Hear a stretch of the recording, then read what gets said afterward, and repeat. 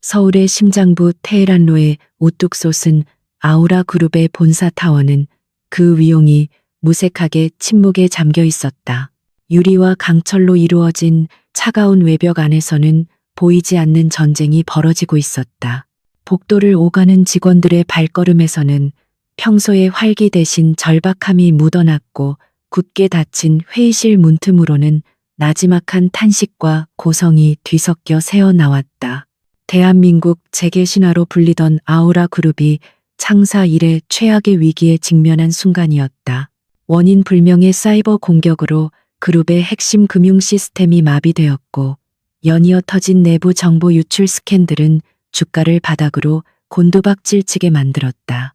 언론은 연일 그룹의 부도서를 떠들어댔고 경쟁사들은 굶주린 하이에나처럼 아우라의 몰락을 기다리고 있었다. 회사의 모든 자원을 총동원한 비상 대응팀조차 속수무책이었다. 공격의 배후는 흔적조차 남기지 않는 유령과 같았다. 이 거대한 혼돈의 중심에서 한서연은 자신의 존재를 완전히 지운 채 자리에 앉아 있었다.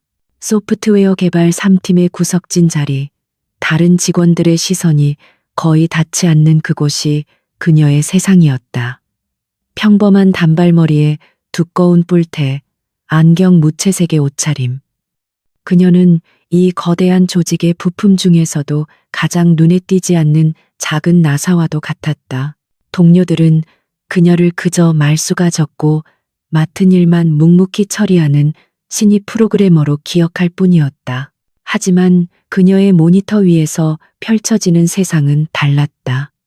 복잡하게 얽힌 코드라인들은 그녀에게 살아있는 생명체처럼 말을 걸어왔다. 그녀의 손가락이 키보드 위를 스칠 때마다 디지털 세계의 견고한 벽들은 맥없이 허물어졌다. 그녀는 시스템의 논리적 허점을 파고들어 길을 만들고 데이터의 흐름을 읽어 보이지 않는 진실을 꿰뚫어 보는 능력을 가졌다. 그것은 누구에게도 드러내지 않은 그녀만의 비밀이자 유일한 무기였다. 그날 오후 그룹 전체에 퍼진 절망이 최고조에 달했을 때 한 통의 내부 메시지가 그녀의 화면에 조용히 떠올랐다.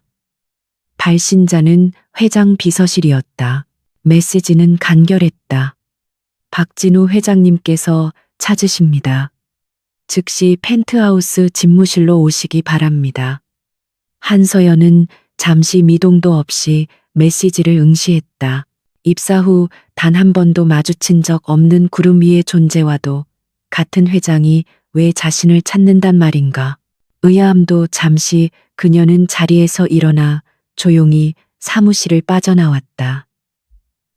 그녀의 움직임에 주목하는 사람은 아무도 없었다. 동료들은 모니터에 떠오른 주가 그래프와 실시간 뉴스 속보에서 눈을 떼지 못하고 있었다. 마치 폭풍우가 몰아치는 바다 한가운데서 작은 조각배에 올라탄 선원들처럼 모두가 자신의 생존 외에는 다른 것을 돌아볼 여유가 없어 보였다. 한서연은 그들의 절박한 표정을 스치며 엘리베이터로 향했다. 최고층으로 향하는 전용 엘리베이터는 소리 없이 상승했다. 숫자가 바뀌는 동안 엘리베이터의 매끄러운 금속 벽에는 무표정한 한서연의 얼굴이 비쳤다. 그녀는 앞으로 닥칠 상황을 예측하려 했었지만 짙은 안개 속처럼 모든 것이 불분명했다. 회장이 일개 신입 사원을 독대하려는 이유는 상식적으로 설명되지 않았다. 어쩌면 전사적인 구조 조정의 일환일지도 모른다는 생각이 스쳤지만 그렇다기엔 방식이 너무나 이례적이었다. 펜트하우스 집무실의 문이 열리자 압도적인 공간이 그녀를 맞았다. 한쪽 벽면 전체가 통유리로 되어 있어 위태로운 서울의 야경이 한눈에 들어왔다. 최고급 가구와 예술 작품들로 채워진 공간은 회사의 위기 상황과는 전혀 다른 세상처럼 느껴졌다. 그리고 그 공간의 중심, 거대한 책상 뒤에 박진우 회장이 앉아 있었다. 그는 대한민국 경제를 움직이는 거인 중 한 명이었지만 지금 그의 얼굴에는 깊은 피로와 고뇌가 서려 있었다. 한서연 씨 만나 박진우의 목소리는 생각보다 차분했지만 그 안에는 날카로운 긴장감이 숨겨져 있었다. 그는 서류에서 눈을 떼고 처음으로 한서연을 제대로 쳐다보았다. 그의 시선은 상대를 꿰뚫어 보는 듯 예리했다.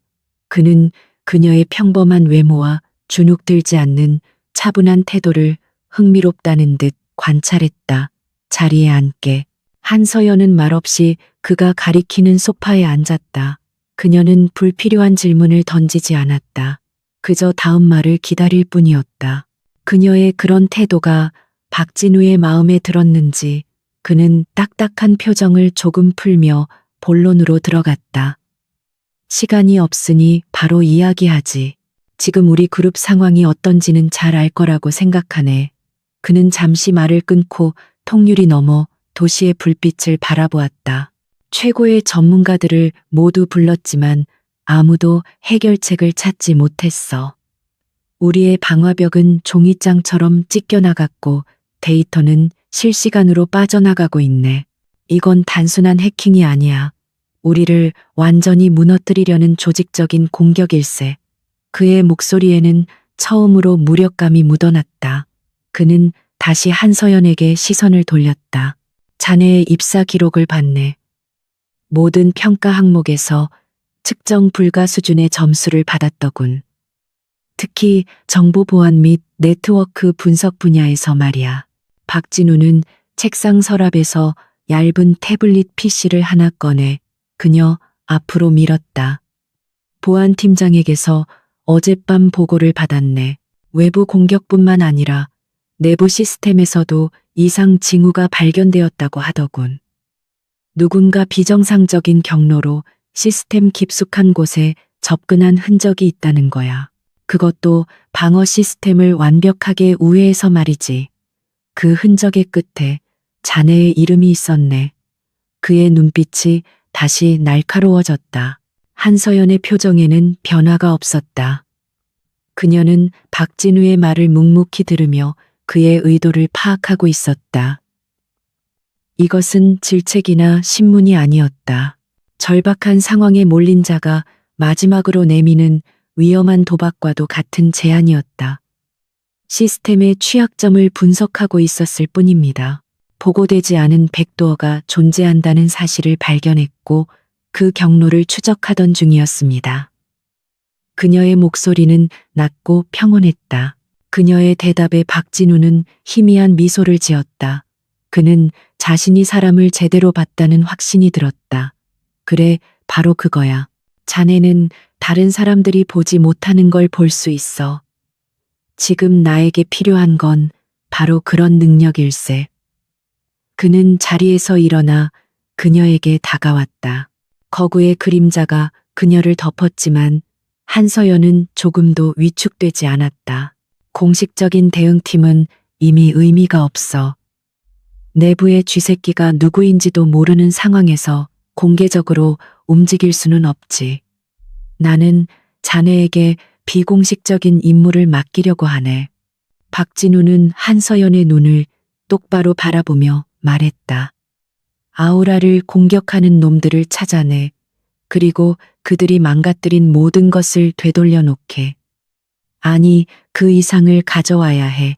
이 전쟁에서 우리가 이길 수 있다는 걸 증명해야 한단 말일세. 그것은 명령이자 간절한 부탁이었다. 회사를 구하기 위해서라면 규정과 절차를 무시하고서라도 무엇이든 하겠다는 최고 경영자의 결단이었다. 그는 한서연에게 그룹의 모든 시스템에 접근할 수 있는 최고 관리자 권한과 그 어떤 행동에 대해서도 책임을 묻지 않겠다는 면죄부를 약속했다.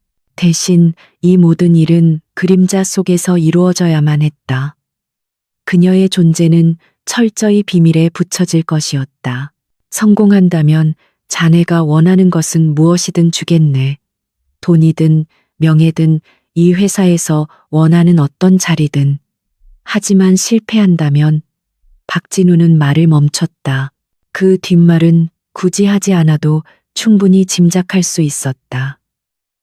실패는 곧 그룹의 종말을 의미했고 그 잔해 속에서 그녀 또한 무사하지 못할 터였다.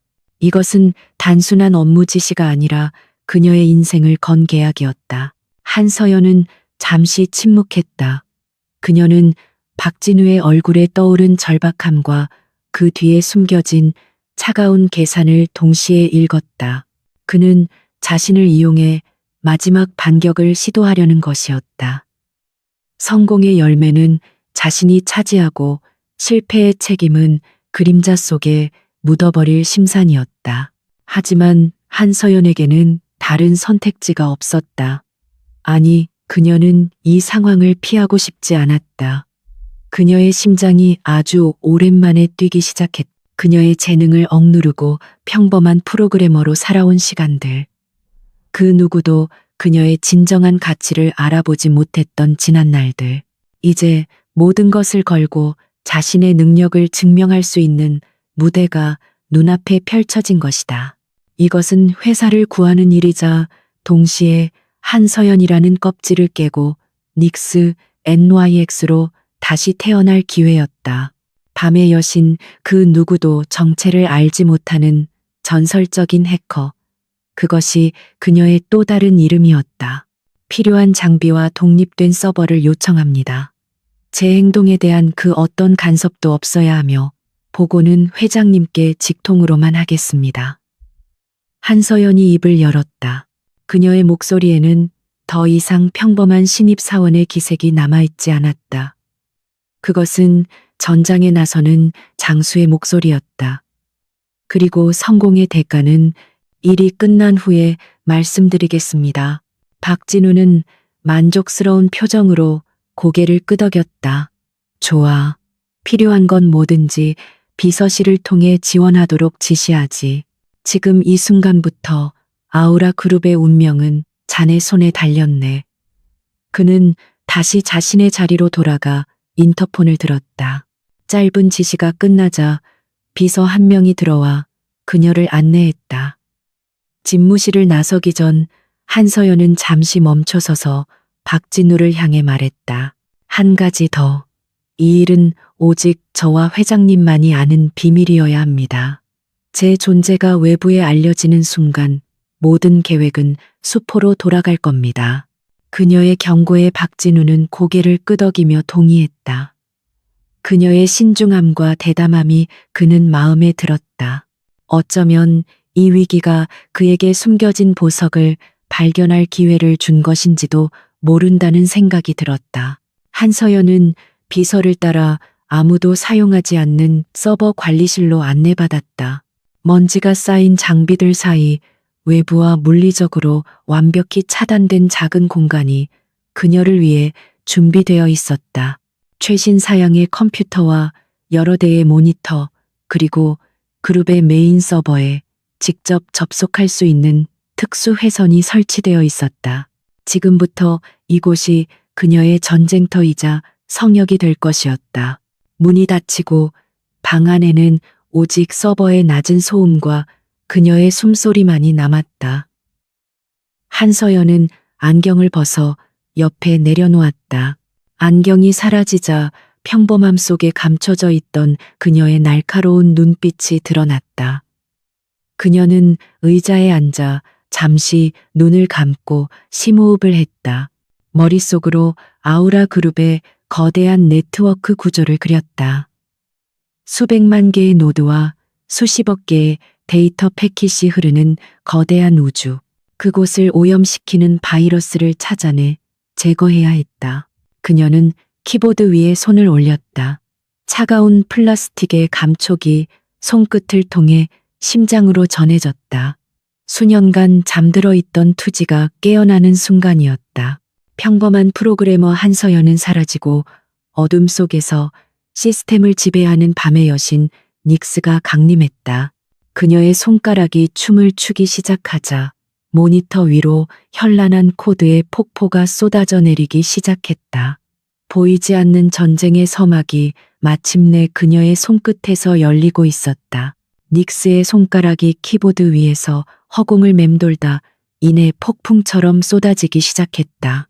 모니터 위에는 순식간에 수십 개의 창이 열리고 그 안에서는 녹색과 흰색의 텍스트들이 폭포수처럼 흘러내렸다. 그녀의 눈은 인간의 속도로는 따라잡기 힘든 정보의 흐름을 놓치지 않고 쫓았다. 아우라 그룹의 방대한 네트워크는 마치 살아있는 거대한 유기체와 같았고, 지금 그 유기체는 정체불명의 바이러스에 감염되어 서서히 죽어가고 있었다. 그녀의 첫 번째 목표는 적의 실체를 파악하는 것이었다. 아우라의 보안팀은 적의 그림자조차 밟지 못했다. 이는 상대가 일반적인 해커 집단이 아니라는 의미였다. 닉스는 먼저 네트워크 전체를 스캔하며 피해 상황을 입체적으로 재구성했다. 그녀의 명령어가 시스템 깊숙한 곳을 파고들 때마다 처참하게 뚫려버린 방화벽과 무력화된 보안 시스템의 잔해가 모습을 드러냈다. 마치 폐허가 된 도시를 정찰하는 드론처럼 그녀는 조용하고 신속하게 전장의 지도를 그려나갔다. 적은 교활했다. 그들은 단순히 정보를 훔치거나 시스템을 파괴하는 데 그치지 않았다. 핵심 금융 데이터베이스에 접근하여 거래 기록을 미세하게 조작하고 자금의 흐름을 자신들에게 유리한 방향으로 왜곡하고 있었다. 이것은 장기적이고 체계적인 계획하에 진행되는 약탈이었다. 닉스는 그들의 수법에서 차가운 지성과 섬뜩한 탐욕을 동시에 느꼈다. 이들은 단순한 파괴자가 아니라 기업의 피를 마지막 한 방울까지 빨아먹으려는 흡혈귀와 같았다. 몇 시간이 흘렀다. 서버실의 시계는 이미 자정을 넘어가고 있었다. 하지만 닉스에게 시간은 무의미했다. 그녀의 세상은 오직 0과 1로 이루어진 디지털 공간뿐이었다. 그녀는 공격의 시작점을 찾기 위해 로그 파일을 역추적하기 시작했다. 하지만 상대는 흔적을 지우는 데에도 전문가였다. 로그는 교묘하게 변조되거나 삭제되어 있었고, 남겨진 흔적들은 전 세계에 흩어져 있는 수천 개의 경유 서버를 가리키며 그녀를 조롱하고 있었다. 아마추어처럼 굴다니. 닉스는 나지막이 읊조렸다. 적은 그녀를 함정으로 유인하고 있었다. 무의미한 추적에 시간을 낭비하게 만들어 그동안 자신들의 본래 목적을 달성하려는 속셈이었다. 그녀는 즉시 추적을 멈추고 다른 접근법을 시도했다. 겉으로 드러난 길을 따라가는 대신 시스템의 가장 깊은 곳 커널 레벨에서 비정상적인 프로세스의 흔적을 찾기 시작했다. 그것은 모래사장에서 특정 모래알 하나를 찾아내는 것과 같은 작업이었다. 그녀의 눈이 가늘어졌다. 마침내 발견한 것이었다. 아주 미세한 변칙, 정상적인 시스템 호출, 시스템 컬로 위장하고 있었지만 그 안에는 뱀처럼 교활한 악성 코드가 숨어 있었다. 일반적인 보안 프로그램이라면 결코 탐지할 수 없는 시스템의 일부인 척하는 완벽한 위장이었다. 이 코드 조각은 네트워크 전체에 거미줄처럼 퍼져나가 정보를 수집하고 외부의 마스터 서버로 전송하는 역할을 하고 있었다. 이제 싸움은 속도전이었다. 닉스는 즉시 코드 분석에 들어갔다. 적의 코드는 난독화 오비우스이션 기술의 결정체였다. 수십 겹의 암호화와 무의미한 코드로 뒤덮여 있어 본래의 구조를 파악하기가 극도로 어려웠다. 하지만 닉스는 포기하지 않았다. 그녀는 마치 고고학자가 암호를 해독하듯 코드의 각 계층을 끈기 있게 벗겨내기 시작했다. 그녀의 손가락은 잠시도 쉬지 않고 키보드를 두드렸고 모니터에는 그녀가 직접 만든 분석 툴들이 쉴 새 없이 돌아갔다. 새벽이 다가올 무렵 박진우 회장으로부터 첫 번째 메시지가 도착했다. 진행 상황은 간결한 질문이었지만 그 안에는 초조함이 가득 담겨 있었다. 닉스는 잠시 작업을 멈추고 짧게 답신했다. 적의 심장을 향해 가는 중입니다. 시간이 더 필요합니다. 그녀는 회장의 불안감을 이해했지만 이 싸움은 서두른다고 이길 수 있는 것이 아니었다. 단 한 번의 실수가 모든 것을 물거품으로 만들 수 있었다. 다시 코드와의 사투가 시작되었다. 시간은 계속 흘러갔고 어느덧 창밖으로 희미하게 동이 트기 시작했다. 비서가 가져다 준 샌드위치와 커피는 한 입도 되지 않은 채 식어갔다. 닉스의 모든 신경은 모니터에 집중되어 있었다. 바로 그때 그녀의 눈이 번쩍였다. 마침내 적의 코드에서 아주 작은 그러나 치명적인 결함을 발견한 것이다. 그것은 개발자의 사소한 습관처럼 보이는 반복되는 특정 패턴이었다. 인간이 만든 모든 것에는 흔적이 남기 마련이다. 아무리 완벽해 보이는 코드라 할지라도 그것을 만든 프로그래머의 고유한 서명이 무의식적으로 배어 있게 마련이다. 닉스는 그 미세한 패턴을 단서로 난독화된 코드의 전체 구조를 역산하기 시작했다. 퍼즐 조각이 하나씩 맞춰지기 시작했고 마침내 거대한 암호의 문이 그녀 앞에서 서서히 열리고 있었다. 바로 그 순간 닉스는 등골이 서늘해지는 것을 느꼈다. 시스템 내부에서 또 다른 움직임이 감지되었다. 적이 그녀의 존재를 눈치챈 것이다. 그녀가 심어놓은 감시 센서가 경고음을 울렸다. 누군가가 그녀의 접근 경로를 역추적하며 빠르게 포위망을 좁혀오고 있었다. 이제 이것은 숨바꼭질이 아니라 정면 대결이었다. 디지털 공간 안에서 두 명의 보이지 않는 고수가 서로에게 칼을 겨눈 형국이었다. 올 것이 왔군. 닉스는 차갑게 미소 지었다. 그녀는 당황하지 않고 즉시 자신의 흔적을 지우며 가상 공간 속으로 더 깊이 숨어들었다. 동시에 그녀는 적을 교란하기 위한 허니폿 시스템을 가동했다. 적이 진짜 정보라고 믿게 만들 가짜 데이터베이스를 곳곳에 설치하여 그들의 시간과 자원을 낭비하게 만들려는 계획이었다. 치열한 공방전이 시작되었다.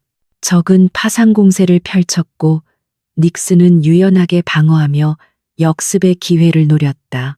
모니터 위에서는 수많은 데이터 패킷들이 빛의 속도로 충돌하고 소멸했다. 그것은 눈에 보이지 않는 전쟁이었지만 그 결과는 수십조 원의 가치를 지닌 거대 기업의 운명을 좌우할 것이었다. 닉스는 커피로 카페인을 보충하며 강제로 정신을 각성시켰다. 꼬박 이틀 밤을 새운 탓에 육체는 비명을 지르고 있었지만 그녀의 정신은 강철처럼 단단했다. 이 싸움에서 질 수는 없었다. 기회는 의외의 순간에 찾아왔다. 그녀가 설치해둔 허니폿의 정신이 팔린 사이 적의 방어 시스템에 아주 잠시 찰나의 균열이 생긴 것이다. 닉스는 그 순간을 놓치지 않았다. 그녀의 손가락이 정광석화처럼 움직였고 미리 준비해둔 침투 코드가 그 틈을 비집고 적의 심장부 마스터 서버를 향해 날아갔다. 성공이었다. 그녀는 마침내 적의 지휘 통제 서버에 아주 작은 창을 내는데 성공했다. 그 창을 통해 흘러나오는 정보는 단편적이었지만 그것만으로도 충분했다.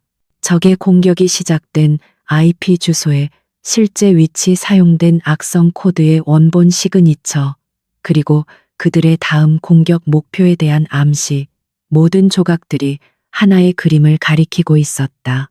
이것은 단순한 해커 집단의 소행이 아니었다.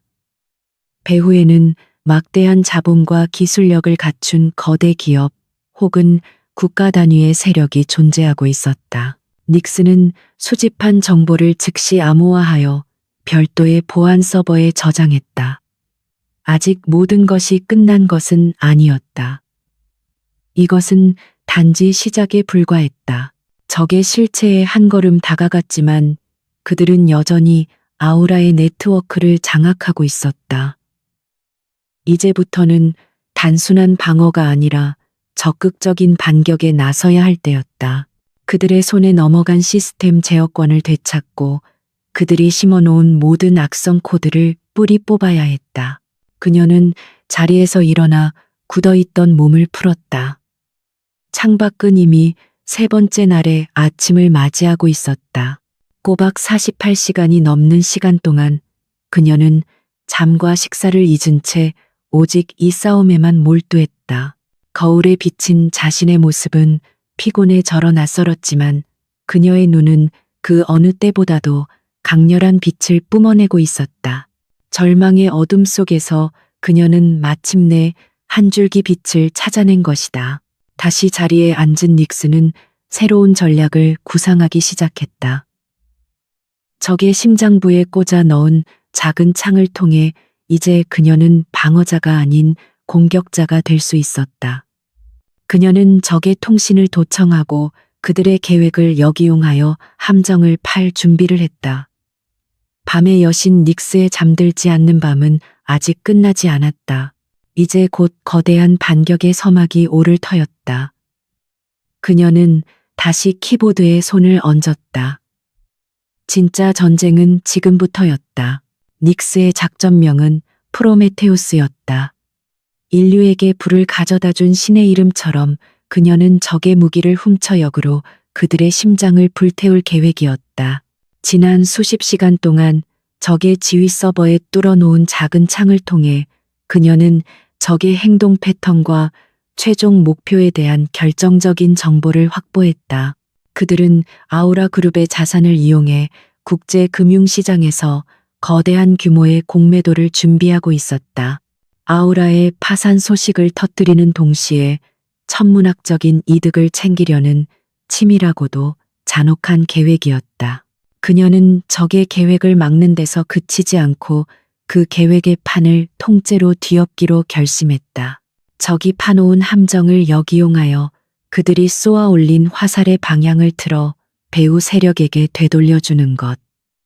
그것이 닉스의 목표였다. 성공 확률은 극히 낮았다. 단 한 번의 실수로도 아우라 그룹은 물론 그녀 자신마저 디지털의 심연 속으로 사라질 수 있는 위험한 도박이었다. 하지만 그녀의 눈에는 두려움 대신 차가운 결의가 서려 있었다. 작전 개시 시각은 동시다발적인 금융 공격이 시작될 것으로 예상되는 새벽 4시. 전 세계 금융시장이 교차하는 가장 취약한 시간이었다. 그녀에게 남은 시간은 몇 시간 남짓이었다. 닉스는 자신의 모든 역량을 총동원하여 정교한 트로이 목마 코드를 제작하기 시작했다. 이 코드는 적의 시스템에 잠입하여 결정적인 순간에 모든 거래 주문의 소유권을 아우라 그룹으로 돌리는 역할을 할 것이었다. 새벽 3시 55분. 서버실의 공기가 얼어붙을 듯 팽팽해졌다. 닉스는 모니터에 떠오른 수십 개의 데이터 흐름을 응시하며 숨을 죽였다. 그녀의 손가락은 키보드 위에 얹힌 채 미동도 하지 않았다. 마침내 사시 정각. 예상대로 적의 공격이 시작되었다. 아우라 그룹의 이름으로 수십조 원 규모의 매도 주문이 폭풍처럼 쏟아져 나오며 여러 국가의 주식 및 파생 상품 시장을 강타하기 시작했다. 언론과 시장은 즉각 반응했다. 아우라 그룹의 파산이 임박했다는 속보가 터져 나왔고 관련 주식들은 폭락하기 시작했다. 박진우 회장의 집무실에서는 임원들의 비명이 터져 나왔다. 모든 것이 끝났다고 생각하는 순간이었다. 하지만 바로 그 순간 닉스의 손가락이 움직였다. 그녀는 망설임 없이 실행 엔터 키를 눌렀다. 프로메테우스 작전이 시작된 것이다. 그녀가 심어놓은 트로이 목마가 적의 시스템 내부에서 깨어났다. 코드는 순식간에 네트워크를 장악하고 거래 시스템의 핵심 제어권을 탈취했다. 밖에서 보기에는 모든 것이 정상적으로 작동하는 것처럼 보였다. 하지만 물밑에서는 상상조차 할 수 없는 거대한 반전이 일어나고 있었다. 쏟아져 나오던 모든 매도 주문은 눈 깜짝할 사이에 매수 주문으로 전환되었다. 적들은 자신들이 파놓은 함정에 스스로 빠져들고 있었다. 그들이 주가를 떨어뜨리기 위해 쏟아부은 천문학적인 자금은 이제 역으로 폭락한 아우라 및 관련 주식들을 헐값에 사들이는 데 사용되고 있었다. 시장은 대혼란에 빠졌다. 불과 몇 분 만에 수십조 원의 돈이 허공으로 사라졌다가 새로운 주인을 찾아 흘러들어가고 있었다. 그리고 그 돈의 최종 목적지는 바로 아우라 그룹의 비밀 계좌였다. 닉스는 여기서 멈추지 않았다. 그녀는 적의 자금줄을 마비시키는 동시에 그들의 기반 시설 자체를 파괴하기 위한 2단계 공격에 돌입했다. 그녀는 적의 마스터 서버에 심어두었던 또 다른 코드를 활성화시켰다. 라그나로크라 이름 붙여진 이 코드는 자기 복제를 시작하며 서버의 모든 데이터를 복구 불가능한 상태로 파괴하기 시작했다. 신들의 황혼. 그녀는 적들에게 재기할 기회조차 주지 않을 작정이었다. 적의 지휘 시스템은 순식간에 아수라장이 되었다. 자신들의 돈으로 경쟁사의 주식을 사주고 있다는 사실을 깨달았을 때 그들은 이미 손을 쓸 수 없는 상태였다. 시스템 제어권은 닉스에게 완전히 넘어왔고 내부에서는 라그나로크가 모든 것을 집어삼키고 있었다. 그들은 자신들이 만들어낸 디지털 지옥 속에서 비명을 지르며 쓰러져 갔다. 닉스는 모니터 너머로 들려오는 듯한 그들의 단말말을 차갑게 지켜보았다. 모든 것이 정리되기까지는 채 10분도 걸리지 않았다. 아우라 그룹을 향했던 모든 공격은 멈췄고 마비되었던 내부 시스템은 그녀가 미리 준비해둔 백신 프로그램에 의해 빠르게 정상화되기 시작했다.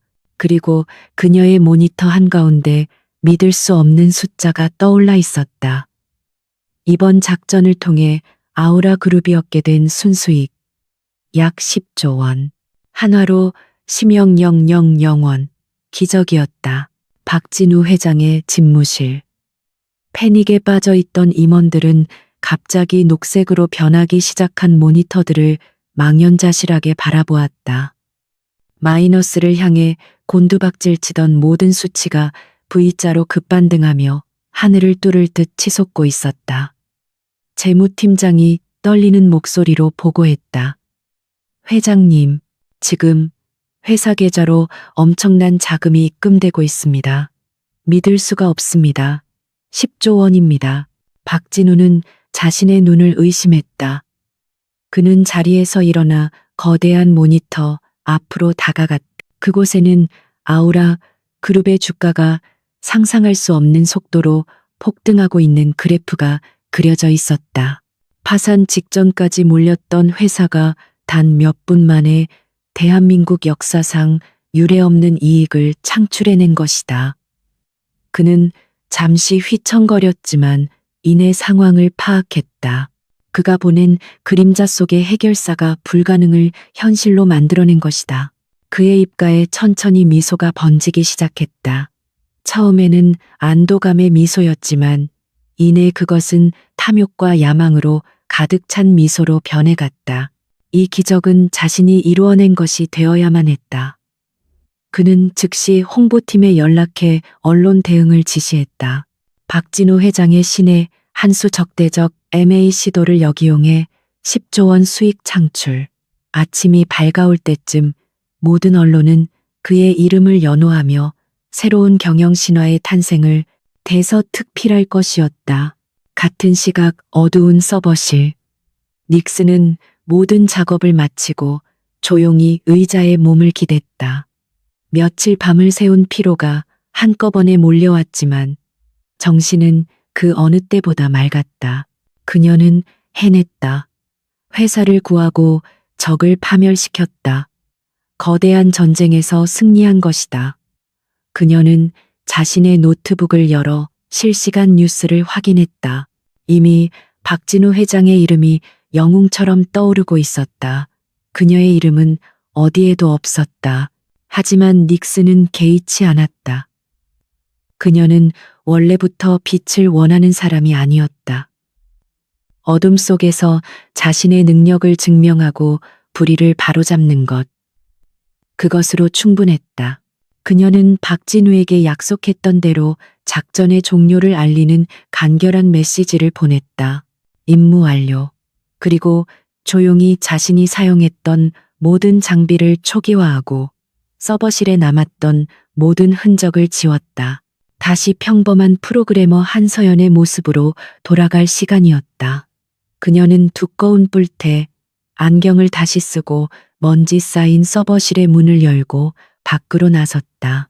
복도는 조금 전에 절망적인 분위기와는 달리 환호와 안도의 탄식으로 가득 차 있었다. 모두가 서로를 부둥켜 안고 기뻐하며 박진우 회장의 위대함을 찬양하고 있었다. 그 누구도 이 모든 기적을 만들어낸 진짜 영웅이 자신들 사이를 스쳐 지나가고 있다는 사실을 알지 못했다. 한서연은 그 소란을 뒤로하고 조용히 자신의 자리로 돌아갔다. 새벽의 여명이 서울의 스카이라인을 밝히고 있었다. 그것은 아우라 그룹에게 찾아온 기적의 아침이자 10조 원이라는 눈부신 빛을 만들어낸 그녀의 긴 밤이 끝나는 순간이었다.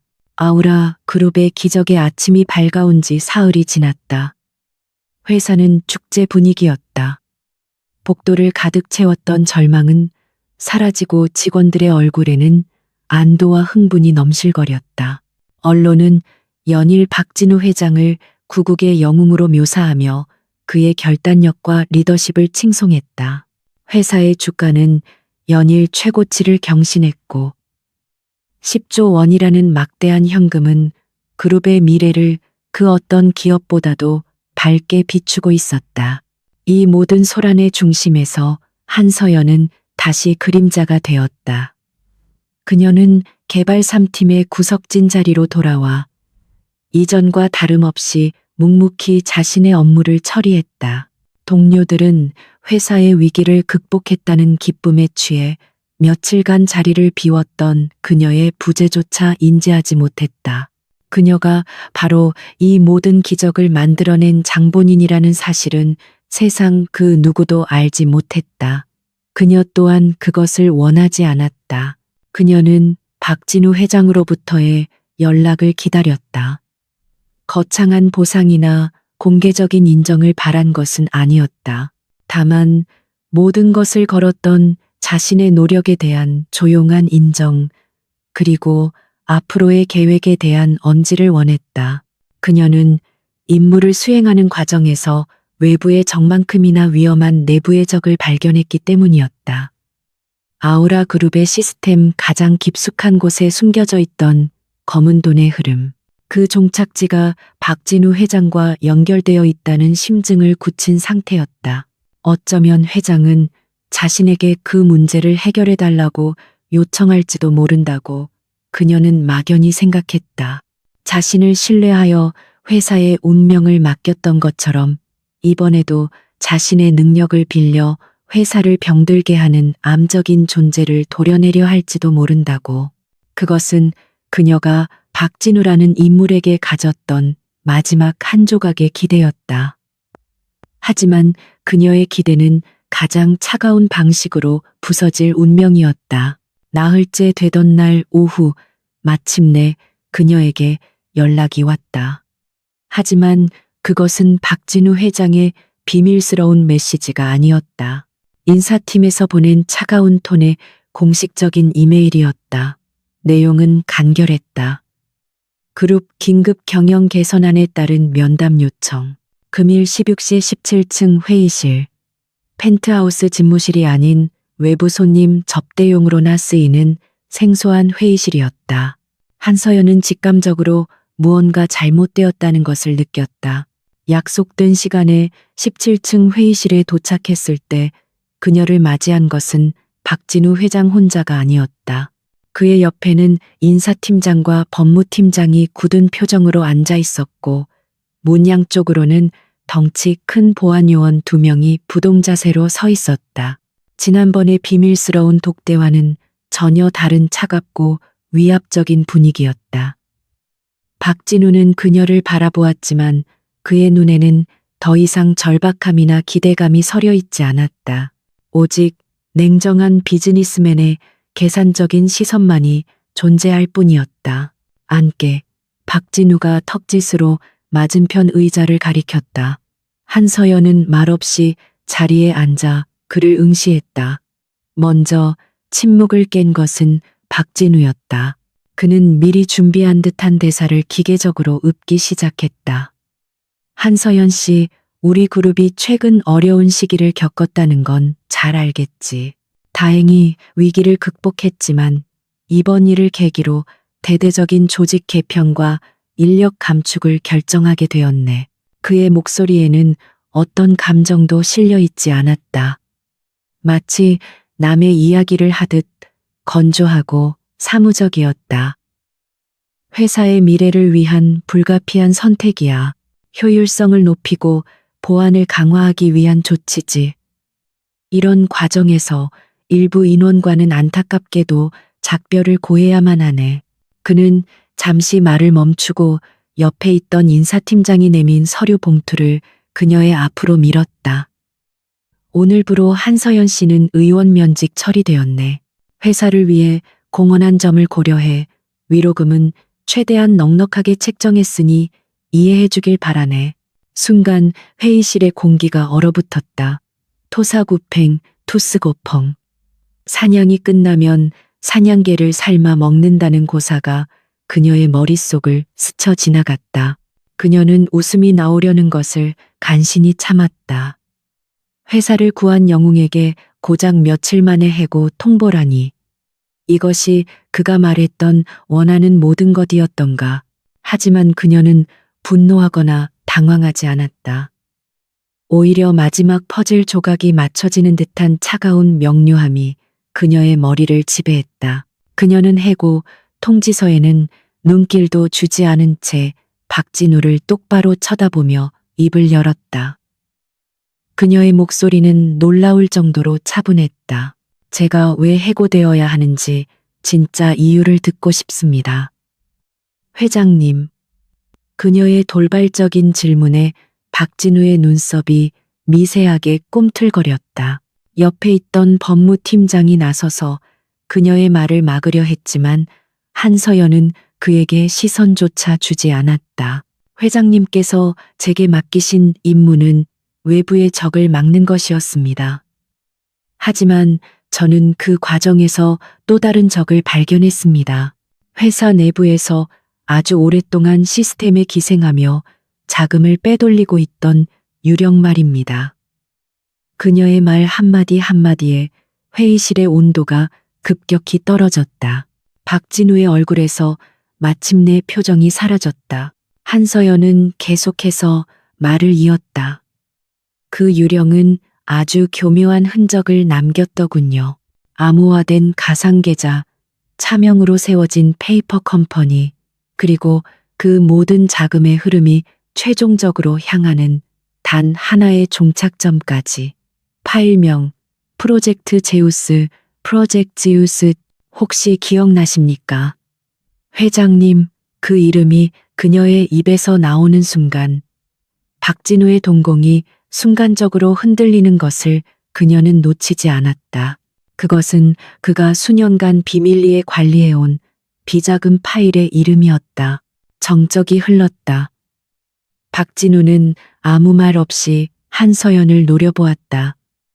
그의 눈빛은 이제 차가움을 넘어 살기마저 띠고 있었다. 그는 그녀가 어디까지 알고 있는지 가늠하고 있었다. 그리고 그녀를 어떻게 처리해야 할지 빠르게 계산하고 있었다. 마침내 그가 입을 열었다.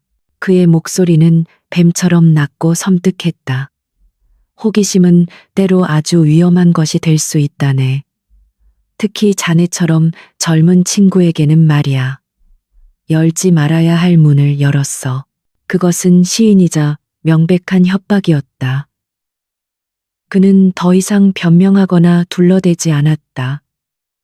대신 그는 그녀라는 존재가 자신에게 얼마나 큰 위협인지를 명확히 인식시켜 주었다.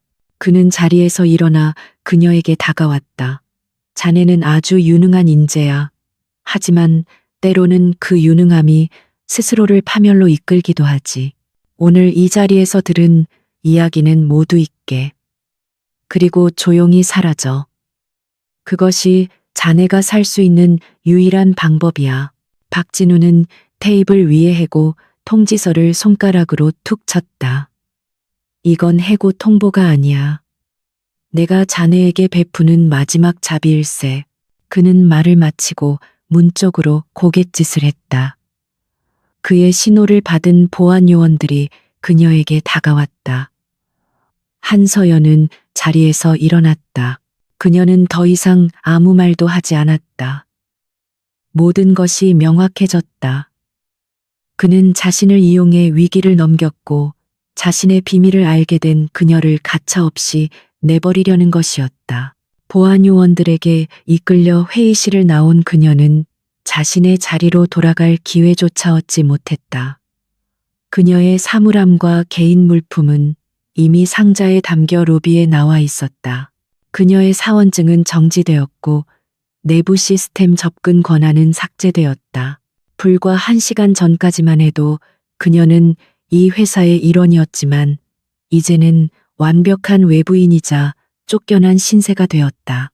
그녀는 자신의 물건이 담긴 상자를 들고 동료들의 의아한 시선을 뒤로한 채 1층 로비를 가로질렀다. 마침내 아우라 그룹 타워의 거대한 회전문을 통과해 밖으로 나왔을 때 차가운 도시의 바람이 그녀의 뺨을 스쳤다.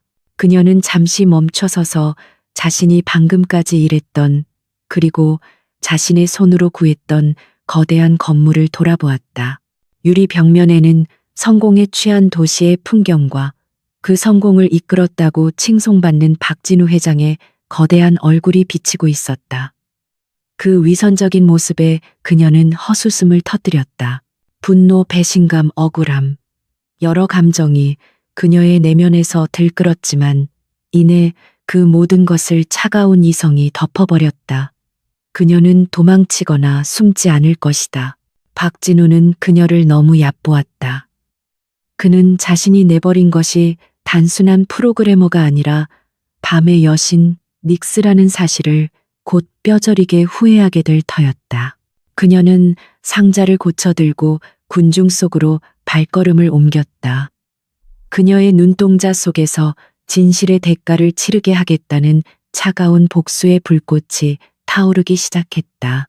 정의는 이제 그녀 자신의 손으로 직접 실현해야만 했다. 한서연의 작은 오피스텔은 도시의 소음으로부터 완벽히 격리된 섬과 같았다. 아우라 그룹에서 쫓겨난 첫날 그녀는 아무것도 하지 않았다. 회사에서 가져온 상자는 현관 구석에 놓인 채 먼지만 쌓여갔고 그녀는 소파에 누워 멍하니 천장만 바라보았다. 거대한 배신감과 허탈함이 해일처럼 그녀를 덮쳤다. 자신의 모든 것을 바쳐 지켜낸 세상으로부터 버림받았다는 사실은 날카로운 유리 조각이 되어 그녀의 심장을 파고들었다.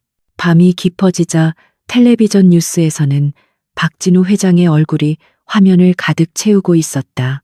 그는 한 자선 행사장에서 환하게 웃으며 투명 경영과 기업의 사회적 책임에 대해 열변을 토하고 있었다.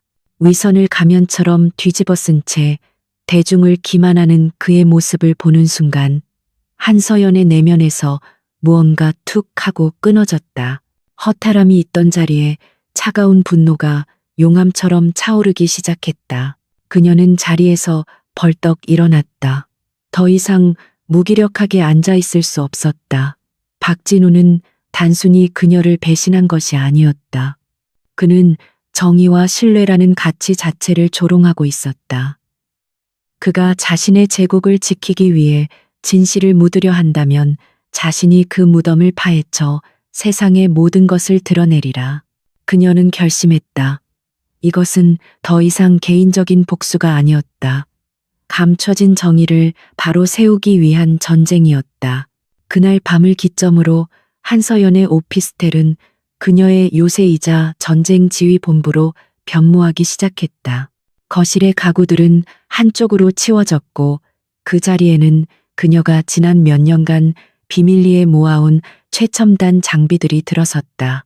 여러 대의 고성능 서버가 낮은 소음을 내며 돌아가기 시작했고, 벽에는 대형 모니터들이 설치되어 복잡한 데이터와 위성 지도, 실시간 정보들을 쏟아냈다. 그녀는 평범한 프로그래머 한서연의 껍질을 완전히 벗어던지고 오직 진실을 추적하는 밤의 여신 닉스로 다시 태어났다. 그녀의 첫 번째 작업은 프로젝트 제우스의 원본 데이터를 확보하는 것이었다. 박진우는 그녀가 모든 것을 잊고 사라지기를 바랐겠지만 그는 닉스의 치밀함을 과소평가했다. 그녀는 아우라 서버에서 해당 파일을 발견했을 때 만일의 사태에 대비해 모든 데이터를 다중 암호화하여 지구상에서 가장 안전하다고 알려진 스위스의 데이터 벙커 서버로 전송해 두었다. 누구도 뚫을 수 없는 그녀만의 비밀 창고였다. 키보드를 두드리는 그녀의 손놀림은 그 어느 때보다 빠르고 정확했다. 몇 단계의 복잡한 인증 절차를 거치자 모니터 위로 박진우의 범죄 기록이 고스란히 모습을 드러냈다. 수백 개의 차명 계좌, 유령 회사를 통한 자금 세탁 내역 정관계 인사들에게 흘러들어간 불법 뇌물의 흔적까지. 그것은 지난 10년간 박진우가 아우라 그룹이라는 거대한 숙주에 기생하며 쌓아 올린 탐욕의 제국 그 자체였다. 데이터는 확보했지만 이것만으로는 부족했다. 이 증거들은 대부분 암호화되어 있거나 법정에서 효력을 인정받기 어려운 디지털 파일 형태였다. 박진우와 그의 법무팀은 얼마든지 조작된 데이터라고 발뺌할 것이 뻔했다. 그를 무너뜨리기 위해서는 누구도 부인할 수 없는 결정적인 증거, 즉 스모킹건이 필요했다. 닉스는 이제 박진우의 현재를 파고들기 시작했다. 그녀는 아우라 그룹의 네트워크에 다시 접속했다. 자신이 직접 구멍을 막고 보강했던 방화벽이었지만 그녀는 그 누구보다 그 시스템의 허점을 잘 알고 있었다. 그녀는 자신이 비상용으로 만들어 두었던 아주 작은 뒷문, 오직 그녀만이 아는 경로를 통해 유령처럼 시스템 내부에 잠입했다. 그녀의 침입을 감지할 수 있는 사람은 아무도 없었다. 그녀는 박진우 회장의 모든 통신 기록과 일정, 그리고 내부 결제 라인을 실시간으로 감시하기 시작했다. 며칠 밤낮으로 이어진 추적 끝에 닉스는 의미 있는 패턴을 발견했다. 박진우는 정기적으로 특정 인물들과 비밀스러운 회동을 가지고 있었다. 공식적인 기록에는 남지 않는 철저히 비공개적인 만남이었다. 그 중에서도 유독 그녀의 눈길을 끈 이름이 있었다. 최 이사라고 불리는 남자. 그는 표면적으로는 박진우의 개인 자산 관리인이었지만 실질적으로는 프로젝트 제우스의 자금 집행을 총괄하는 행동대장이었다. 닉스는 최 이사를 새로운 목표로 설정했다. 박진우가 교활한 늙은 여우라면 최 이사는 그의 손발이 되어 움직이는 충실한 사냥개였다. 최 이사의 디지털 족적을 추적하자 더러운 돈의 흐름이 보다 선명하게 보이기 시작했다. 그는 박진우의 지시를 받아 비자금을 세탁하고 그 돈으로 경쟁사를 위협하거나 내부 고발자를 회유하는 등의 더러운 일을 처리하고 있었다. 닉스는 마치 거대한 직소 퍼즐을 맞추듯 흩어져 있는 정보의 조각들을 하나씩 꿰어 맞췄다. 박진우의 통화, 기록 최 이사의 이메일 유령 회사의 회계 장부, 그리고 아우라 그룹 내부의 비밀스러운 자금 이체 내역, 그 모든 것이 하나의 거대한 범죄 네트워크를 가리키고 있었다. 그녀는 모니터 위에 관계도를 그려나갔다.